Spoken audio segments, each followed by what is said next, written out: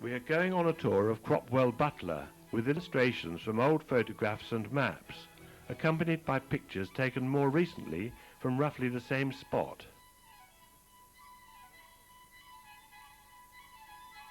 The tour begins at Bear Pit Lane, walking towards Church Gate. On the left is the cemetery, a good place to trigger the memories of the last 100 years. It was opened in 1905. 1 acre of land was sold for £60 to the recently formed parish council, and because the council required only half for the cemetery, the surplus was set up for use as allotments.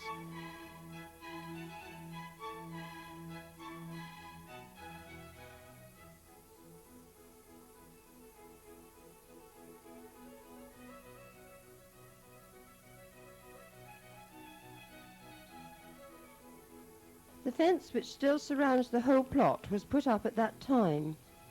The cost of making the cemetery was £350. The Lich Gate was added after the 1914-18 war as a memorial to fallen soldiers of Tythby and Cropwell Butler.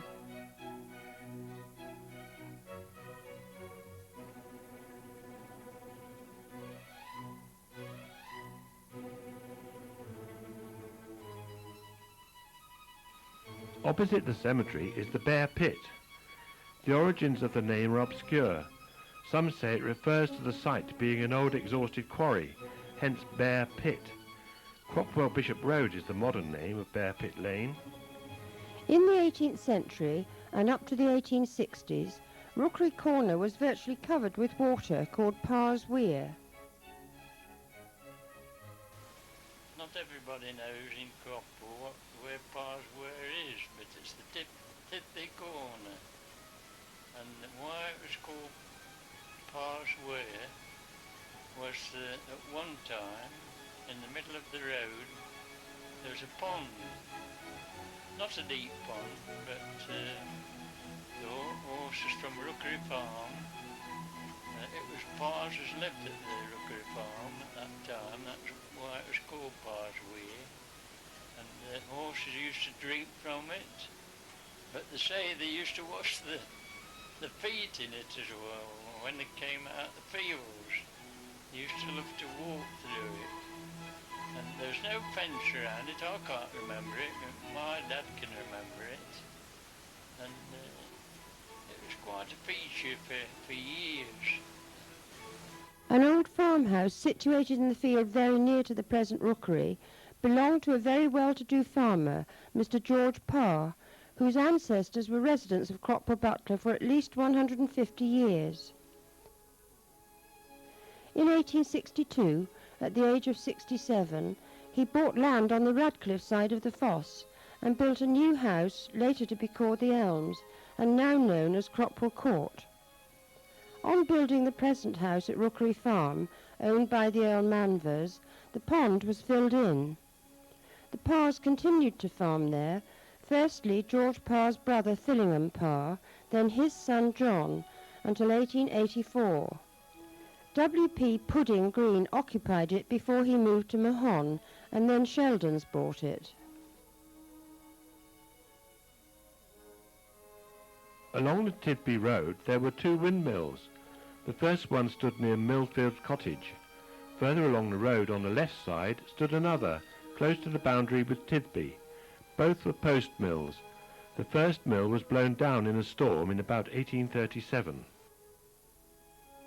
Midway between Cropwell and Tythby, and a few yards from the highway on the south side, there stood for a short time, within my recollections, an old post windmill. Now, it was blown down in a gale about the year 1837, and the miller, whose name was Lank Bruin, being inside the mill at the time, escaped with only severe bruises, a hollow place underneath a large beam saving his life. A little nearer Tythby, on the north side of the road, nearly opposite Meadow Lane End, on land belonging to Mr. Mosters, there stood, some years before this period, and within the recollection of old people who are still living, another old post windmill about 30 yards from the highway. But it was removed from here to another site about 10 or 15 years before its neighbour was blown over. Between the mills stood the house known as Holly Cottage, in which in the middle of this century lived the Franktons. Helped by Ted Harpley, they made toffee, fudge and boiled sweets, which were sold in the market at Nottingham.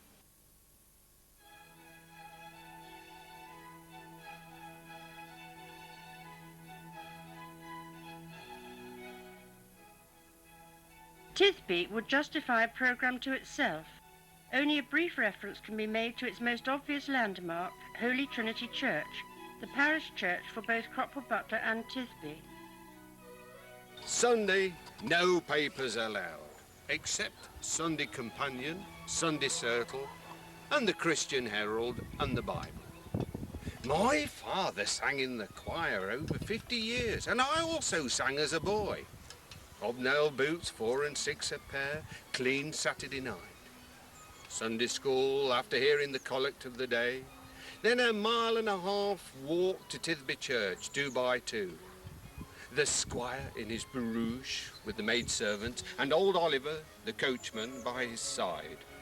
The parson, the Reverend H.A. Kersham, of great cricketing fame, sermons 3/4 of an hour long, said finally, "My dear brethren," and old Oliver had ample time to harness the horses and be ready before he'd finished.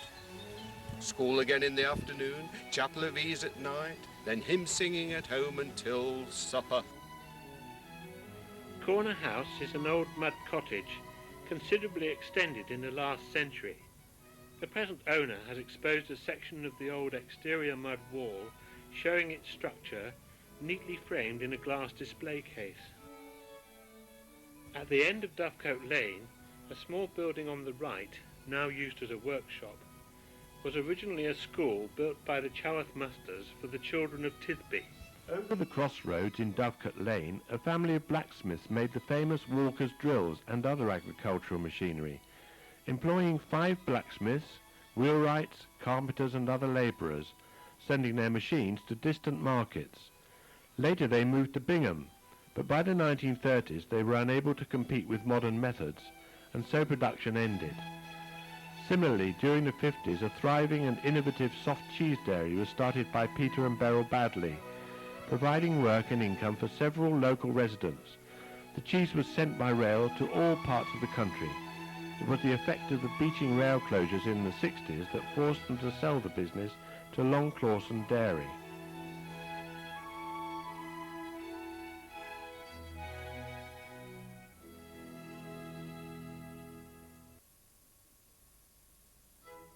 Back to Cropwell Butler, and we pass the Laurels, known in the last century as Cropwell Cottage, and occupied by John Marriott Sr. between 1837 and 1867, when he died aged 94.